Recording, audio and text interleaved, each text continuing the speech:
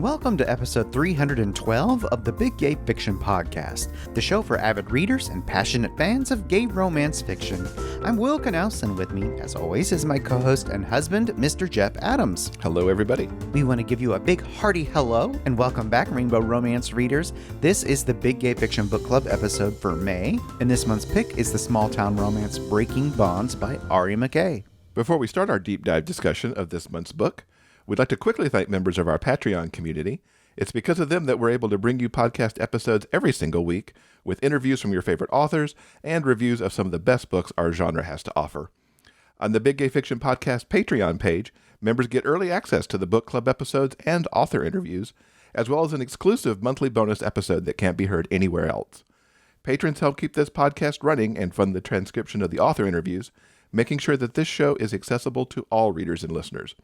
If you're in a position to help the podcast grow and would like more information, simply head on over to patreon.com/biggayfictionpodcast. Now, in addition, we also want to remind our patrons that we're collecting mailing addresses for anyone who would like a Pride card this year. Look for the Pride card post on Patreon for all the details, and if you'd like a card, make sure to let us know by May 31st. Okay, let's discuss Breaking Bonds. When big-time New York chef Liam Walker sits down to dine at the Rustic Overlook Resort in the hills of North Carolina, he is not impressed. The food is subpar by any standards. It's so bad that he complains to the manager, Carter, who is startlingly young and very handsome. He also happens to be the beleaguered owner, and he is clearly trying his best, although his best ain't great. Liam offers to run the kitchen during his stay at the Overlook. It's a little unorthodox, but Liam has spoken before really thinking, and he's never backed down from a challenge before. He meets Rocky, the also startlingly young chef who cooked his meal earlier. With Rocky as his sous chef, Liam quickly prepares 2 steaks au poivre for waiting guests.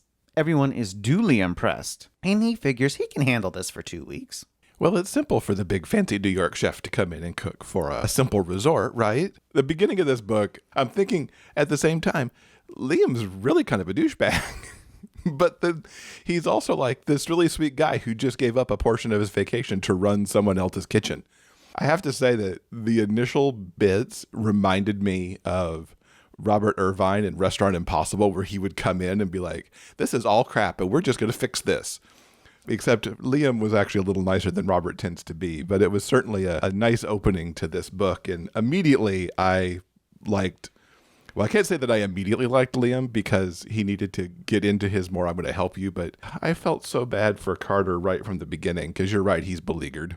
You see, in New York, Liam runs the kitchen of an upscale restaurant of his celebrity chef mentor. And when a bad review leads to him punching out the food critic, his boss suggests some time away for some perspective, and he does so reluctantly, but he's starting to realize this might just be what he needs. It's also in these opening moments of the book that we also learn a little bit more about Carter. You see, instead of building new, he purchased and refurbished an existing resort. Money is tight, and one way to stay in the black would be to have a successful dining room popular with both tourists and locals. The next day, Liam asks him to accompany him to the local farmer's market for supplies for that evening's dinner service. Carter should come along to approve any purchases and start relationships with the local vendors. Carter likes Liam and enjoys working as a team to find the best produce at the fairest price. During their shopping excursion, they kind of realize that they like each other, but agree to keep things professional during Liam's stay. They discuss the resort as a business and different ways to boost revenue, with the restaurant as the cornerstone. Carter is open to any suggestions since Liam has far more experience in that arena. And since money is tight, Liam offers to finance an open house, a sort of reopening for the restaurant to create positive buzz and get things moving in a positive direction before he goes back to New York. Liam is so much our ongoing definition of nice guys doing nice things. While he does have this little anger streak that does rise up periodically, at his core, he just, I think, wants to cook good food and help people out, which is really lovely. I really like the farmer's market scene as they work together, and I don't think these farmers market vendors quite knew what to expect when Liam was like starting to pit them against each other to get the bid to do the business at the lodge. It was quite brilliant. And I could just imagine Carter sitting there going, wow, he just did all that in like a matter of minutes. It's a lovely scene and just, as you mentioned, shows how well they work together. Yeah, there's sort of an easy, charming way that Carter and Liam fall into this relationship. And both of them are secretly hoping that this business relationship will lead to something more. Liam is really enjoying running the Overlook Kitchen and teaching Rocky various culinary techniques. And Carter certainly appreciates everything that he's doing. And he appreciates being appreciated. It's a whole bunch of appreciation going on. Though Carter is an unrelentingly cute distraction from the task at hand, Carter asks if he's doing anything later. Liam is intrigued by the possibilities of adding some pleasure to their temporary business relationship, but he knows Carter doesn't do flings. And he's going to return to New York eventually. So getting close in that way probably is not the best idea. Yeah, it's the way that this is set up because there is a relatively tight clock here. The open house is just 2 weeks away, and Liam has to go back to New York right after that to get back to his restaurant, to get back to restaurant week that's happening. And so, with already knowing the fling isn't supposed to happen, they also have a clock to sort the rest of this stuff out. It's nice watching Liam relax here a little bit too. You can already see that he's kind of getting into the vibe of cooking in this small kitchen, working with this smaller staff than he's used to. It's almost like the vacation he needed was to cook in a different location. It's really nice watching him relax. In just a few days, things really seem to be turning around, but it's then that the fridge gives out. And an industrial refrigerator is something that Carter just cannot afford. Liam, on the other hand, can call in a few favors, and he gets it taken care of. He's like a culinary kitchen Superman. He'll deal with the farmer's market. He will get you a refrigerator. He will teach Rocky. He can just kind of do it all. Yeah, poor Carter. Liam is so generous, and he's talented, and he's smart, and he's funny, and he's just too damn good looking. But there are still legitimate reasons Carter should be keeping it professional. Unfortunately, yes. But at the moment, it's true for Liam, too, because he does have to go back to New York. He's got a job, and he's got a life there. And at this point, they can't really see beyond that 2-week window. So Liam is going to need to use his mentor's good name in order to get the refrigerator, since his own reputation has recently taken a beating. He calls up Marco, who gives his blessing, and then Liam sweet talks an appliance vendor. With that done and out of the way, he tells Carter the good news, and later over drinks, Carter explains why he is so determined to keep the struggling resort afloat. Working in hospitality and having his own place means everything to him. His homophobic family expected him to toe the family line and join the family law firm, but he rejected that to follow his own dream. If he fails, he'll have nothing left and he'll be forced to go down the prescribed path his family originally set out for him. Success on his own terms is really important to Carter, and after hearing his story, Liam will do just about anything to make that success a reality. Liam knows what it's like to have something to prove because he's had a mentor of his own that he's trying to prove something to. And so, being on your own and going for what you want speaks to him. And I think he also sees this as a way to pay forward. He's not only teaching Rocky how to be a chef, as somebody once took him under their wing, but he's also helping Carter find his way in a business that he understands slightly better, at least from the restaurant side. Not necessarily trying to run an entire resort, but the restaurant thing he's got down. So much is riding on the open house event. Success or failure for the evening could mean success or failure for the Overlook and decide Carter's future. But the night goes off without a hitch, the food is wonderful, and everyone seems to be genuinely enjoying themselves, including a guy named Daniel, who shows more than just a passing interest in Carter, who proudly shows off some of the recent Overlook renovations. And as the party winds down, Carter goes looking for Liam. Rocky mentions that he seems pissed and he hasn't seen him. Carter eventually finds him out on the back deck, fuming at the fact that Carter seemingly prefers Daniel over him. Jealousy rears its ugly head. You see, the sexual tension that has been bubbling beneath the surface for so long leads to an amazing first kiss. They both want the same thing, and that's each other, but all the reasons that it won't work, they still exist. It is time for Liam to go, and he reluctantly says goodbye. The next morning, Liam finds Carter at the front desk, making his checkout a little more emotionally difficult than he would prefer.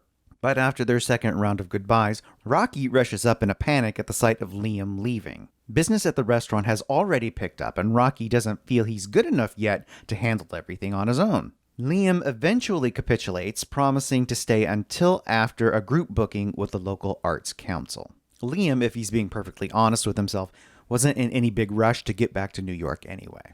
Now, he is less than happy there. He's really still working through some of the things with the bad review and kind of where his career trajectory was kind of going. And let's face it, he's got the feels for Carter. He's got the feels for this place, too. It's starting to really seep into him. And the excuse of the Arts Council and trying to stay on to help Rocky navigate his essentially second big event is just one more reason to hang out a little bit more. So after telling Chef Marco that he won't be back for another week, which he is not thrilled about, but he sort of kind of understands. No, what he is just being a condescending asshole. But anyway, he does kind of sort of understand.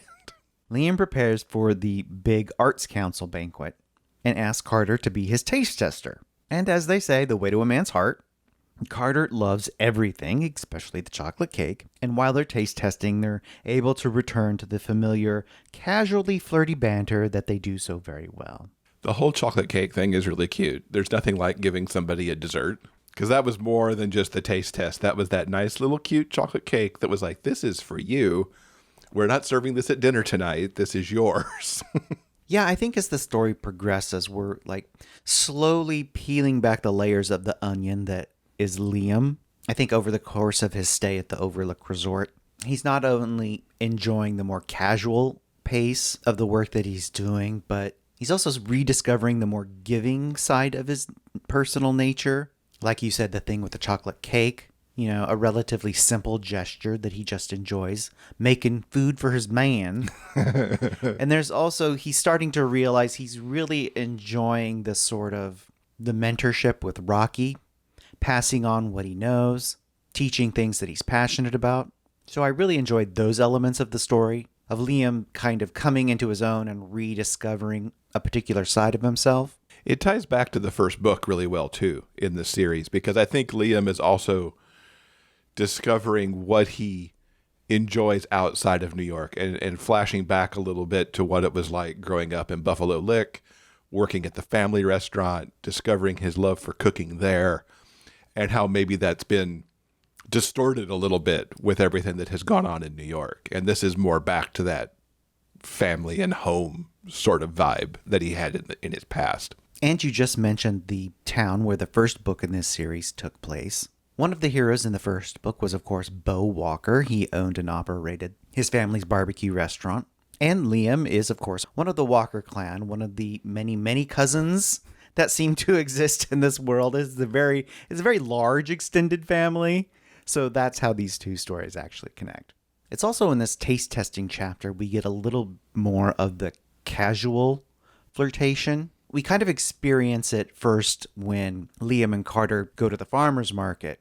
There's just a really interesting, relaxed way that they interact, and their flirtation is so kind of mellow and nice and gentle and cute. There are some books where the sexual tension really crackles, and you know that when the heroes eventually get together, it's going to be an atomic explosion.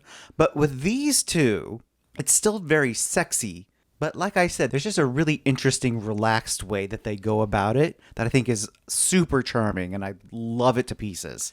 Sometimes I even wonder if they know they're flirting because it is so easy going. And sometimes it's like they maybe start not knowing it, but then they push it a little bit further. I don't know, but it's a really nice vibe that is created here between these two.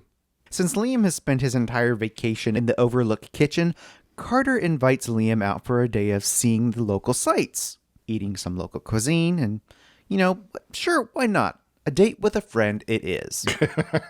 With lots more of that subtle flirting yet to come. This gave me a little bit of childhood flashback because I once was on an RV trip from hell where we toured around Tennessee and the Carolinas, and I've actually been to Clingman's Dome. And the one thing that I do remember is some of the stunning views from that area. It's truly an amazing part of the country, and I thought Ari McKay really captured that here really nicely as they were checking out the view and hanging out in this particular area. It was nice to see them really outdoors like this and not in a restaurant and not over food. I love how food plays into this book, and I think food scenes overall work so well in books because you're having a meal, you're cooking a meal with somebody else. But this outdoor scene I thought just worked so well, giving them a moment separate from everything else. You know, this story would really make an ideal Hallmark movie for a number of different reasons. But from a production standpoint, a majority of the story takes place in a single location, which would help save on the budget. But there always needs to be one moment in the movie where, they get out and explore a little to kind of open up the narrative. And that's what the authors are doing right here. They're exploring the surrounding natural wonder of the Carolinas. Liam is awestruck by the view of the valley from the top of the observation tower at the peak of Klingman's Dome. And the inspiring view has him reflecting on the reason that brought him there, and how his time with Carter helping with the overlook has really put things a little more in perspective for him. Which he really needed. Nothing like a little natural splendor with your man to help that out. Unfortunately, the day comes to a disappointing end when they come back to the hotel to find Carter's parents waiting, paying an unexpected visit. Not just unexpected, but really unwelcome, too. Seeing how Carter shrinks under the disapproving glare of these judgmental homophobes, Liam goes into full-on diva mode. Because you don't get to where he is in the industry and not know how to deal with shitty posers. And yet, to his credit, he does keep his raging anger to a degree inside. But it's hard for him. I love some of his internal monologue here of like, I really want to hurt these people, but I probably really shouldn't. It's a lovely scene, and it was nice to see him really stand up for his man. Exactly. He reads them to filth, which is completely satisfying. Oh my God, it was. And when they cause a scene, Carter, perhaps for the very first time ever, stands up for himself and makes them leave. Once they've stormed out, Liam helps Carter back to his room, where they share a bourbon to celebrate Carter's victory in what must have been a long-fought battle. It's been a really long day, and Carter is feeling kind of wiped out. Once he's gone to bed, Liam is left to wonder how in the world is he ever going to leave this wonderful place and this amazing man behind. Yeah, the Overlook takes on a little bit of a magic quality in this book. I would love to go there and hang out in the woods in this lovely natural surrounding, and I think it's what Carter needs to heal himself from his parents, which he's finally kind of made the big stand over. It's what Liam needs to heal himself from everything that's been going on in New York that's not right in his life. It's just one of those places in fiction where, like, the healing can happen for people. Things are going remarkably well in the kitchen during the Arts Council event. Liam and Rocky work together very smoothly, and Carter is manning the front desk when in strides Marco Cabrisi, Liam's mentor and boss. He's come all the way from New York to speak with Liam. Carter finds him a little superior. Marco is cordial, but he's still dismissive. Carter is not thrilled that what little time he and Liam have left is going to have to be spent with dealing with whatever this guy wants. People keep showing up during events. This is one of the interesting parallels that happened in this book. Daniel showed up during the initial open house and caused issues. And now Marco's here at the Arts Council event causing issues. They shouldn't have events, perhaps, at the Overlook because people just show up and mix in the ways that they should not. At the hotel bar, Marco and Liam sit down for a quick chat. Marco coolly poking fun at him. After seeing the adorable owner, he understands why Liam is reluctant to return. But all kidding aside, return he must. Restaurant week is fast approaching, and he needs Liam at his post where he belongs. Liam owes Marco a lot, and reassures him that he will return in time just like he promised. After dinner service, the staff throws Liam a going-away party with cake and champagne. Liam is thankful and gracious. It's all of their hard work that have turned things around and made the resort a success. He raises his glass for a special toast to Carter, without whom he wouldn't have been able to rediscover why he loves cooking. And that new passion is something he'll take back with him to New York. Even though he doesn't really want to go. Liam says goodbye to each individual until it's just him and Carter, and they go out on the back porch for one last drink together. And the key revelation is here for Liam because he actually admits to not just himself, but he says it out loud that he's just not sure where his dreams are anymore. Yeah, this is a real opportunity for the two of them to have a heart-to-heart. Liam wishes that he could stay, but he needs to make good on his promise to Marco. And he might not have a lot of experience with relationships, but he sure is curious what one with Carter would be like. Here, in this place that means so much to both of them. But the timing is all wrong, and they both know that. Wishing the timing was different doesn't change anything. Carter asks for a goodbye kiss that neither one of them will ever forget. It's hot and it's passionate, and it's slow and it's tender, and they say their final heartbreaking goodbye. This is a really heartbreaking scene because of the conversations that they have around essentially how long they'll wait for each other. Because in just these few weeks, they know that this is not a relationship that they're just going to move on from. Carter's just not going to go, running back to check out Daniel and maybe go on that date to Asheville that they pushed away in favor of Carter and Liam going instead. And Liam knows he's not going to just go hop in, with somebody back in New York either. These two have really impacted each other in a very short amount of time. And this conversation is just one of those of like, oh, don't go, don't leave, don't do this. And yet they must. Yeah, it's pretty sad. I think they're both openly acknowledging that the heart wants what it wants, but they can't really have it because they each have their own obligations. And those obligations happen to be several thousand miles away from each other. Oops. So 6 weeks later and back in New York, Liam is back in the swing of things and totally miserable. He doesn't really care about what's on trend in the New York culinary scene anymore. The staff at the restaurant have been expertly trained, so he's kind of superfluous to the actual running of the kitchen. The success he once worked so very hard to obtain now seems hollow. Marco informs him that a bet with a rival restaurateur will be paying off big time for Liam. There will be some major capital invested in Liam's own restaurant. And he should be thrilled, but like I said, it's hollow. Yeah, it just doesn't matter anymore. Liam calls up Rocky to check in on things. Rocky and the restaurant are doing great, but the success means that Carter has thrown himself even further into his work.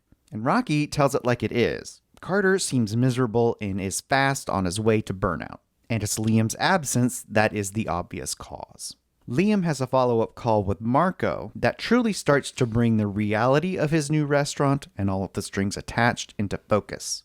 Sure, Liam's name might be on the door, but continued obedience and gratitude to Marco are the price for this next step in his career. I mentioned the parallels earlier between Daniel showing up at the event and then Marco showing up at the other event. Here's another parallel.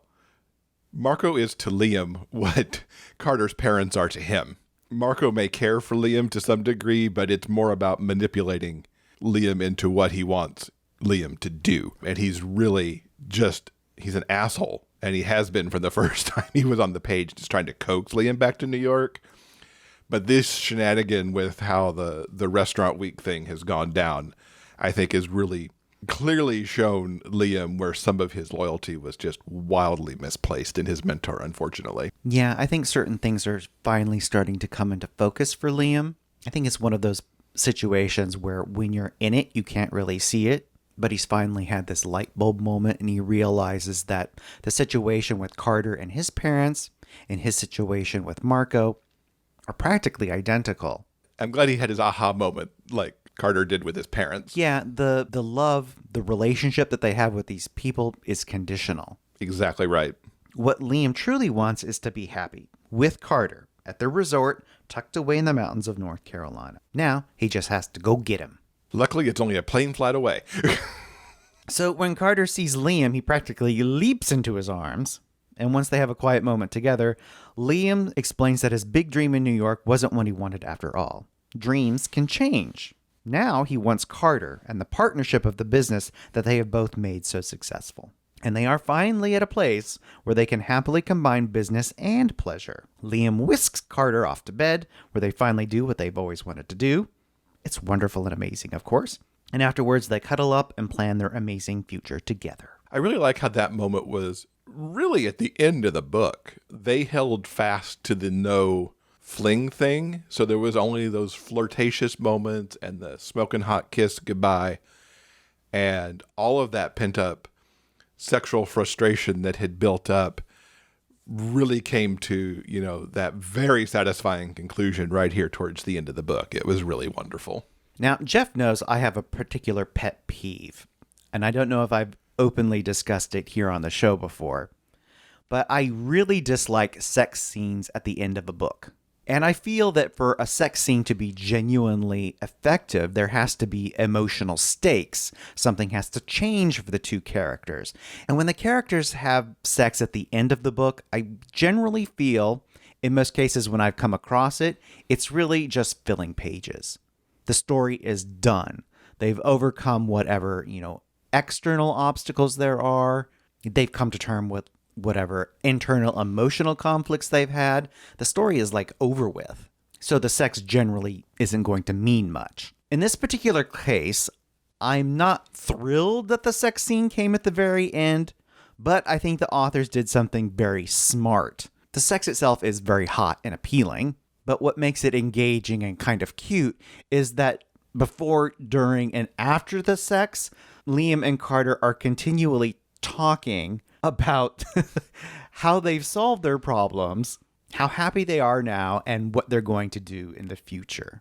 Yeah, I think in this case, with it at the end, and especially because it's the only sex in the book, it does what the sex scene is supposed to do, which is to give them a bit of an emotional growth and continue to move the plot forward. And in this case, it's really them joining together and, all of their emotions coming together into this moment. The other obvious place that you could have put sex in the book, to me, would have been between the Klingman's Dome trip and the parents, because there would have been something there if you'd done it at the end of that trip that had been so nice, and then had to deal with the parents on the other side of that.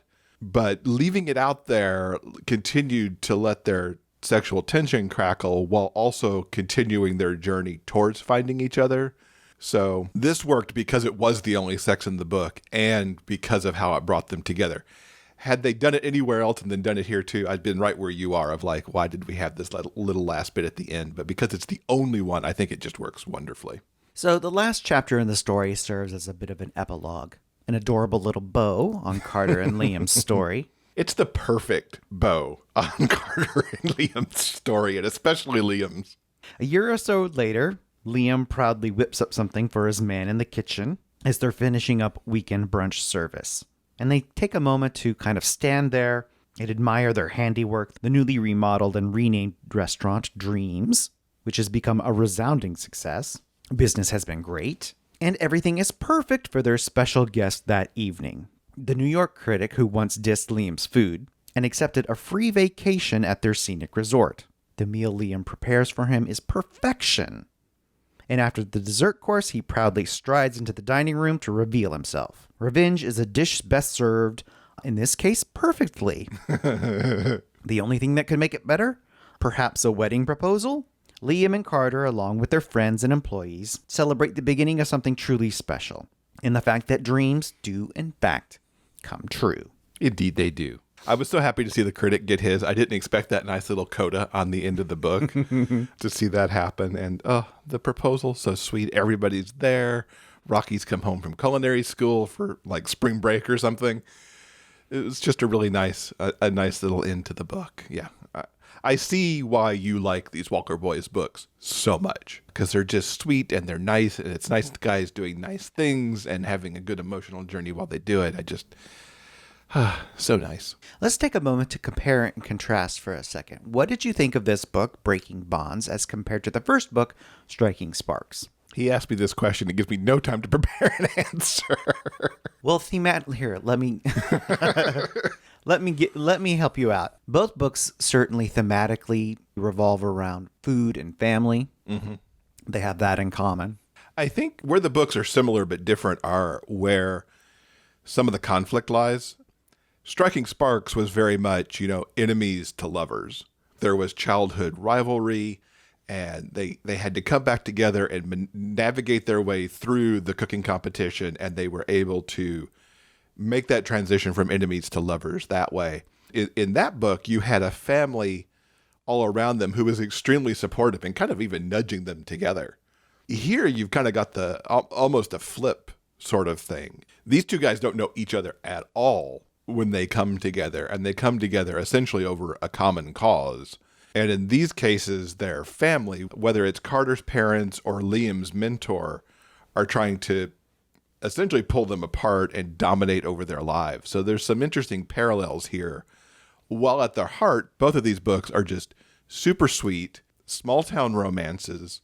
Is there even a town around the lodge? There must be. There was the farmer's market, but it's that very, kind of down home, small town community sense.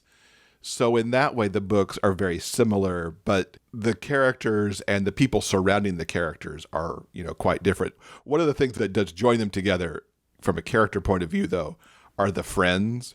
There are strong friends around these characters. In the case of this book, it's the staff of the Overlook who take very good care of Liam and Carter. And in the case of Striking Sparks, it's just kind of the townspeople around with the rodeo who are like, you two are great. You really should kind of nudge yourselves together. I think while both books have a lot in common, one of the biggest differences for me was kind of the emotional temperature of how the relationships evolve. Like you said, in the first book, Striking Sparks, we're dealing with an enemies to lovers scenario. So there's a lot more antagonism, a lot more angst coming from both characters because of what they're dealing with in their lives. There are a lot of outside forces affecting the scenario that they're in, but that angst doesn't keep it from being a feel-good romance. And to contrast, like I said earlier, there's a very relaxed vibe to this book, even though in both stories there's a lot at stake. So I thought that was interesting, just the different approaches, the way they problem solved in these different scenarios. Yeah, so far I really like both books, and Hallmark should just make a series of movies out of these books because, it might be a little... Well, they've staged cooking competitions before in Hallmark movies. They know how to do that and get away with it. So it shouldn't be a problem at all from the first book. Yeah, Hallmark, give us a call. We'll broker that deal. We got lots of opinions. And we could hook you up with Ari McKay, too. Okay, everyone. I think that'll do it for this month's book club episode. We obviously enjoyed Breaking Bonds, and we hope that you've enjoyed our discussion of this story. If you haven't read it yet, we hope that you'll consider giving this book a try. All right, I think that'll do it for now. Coming up on Monday in episode 313, there's a lucky number for you. We're going to tell you all about what we've been reading recently and about what we're looking forward to in the month of June. So much good stuff to talk about. You're not going to want to miss out on that. Thank you so much for listening. Until next time, everyone, please stay safe, be strong, and above all else, keep turning those pages and keep reading. Big Gay Fiction Podcast is part of the Frolic Podcast Network. You can find more shows you'll love at frolic.media/podcasts. Our original theme music is composed by Daryl Banner.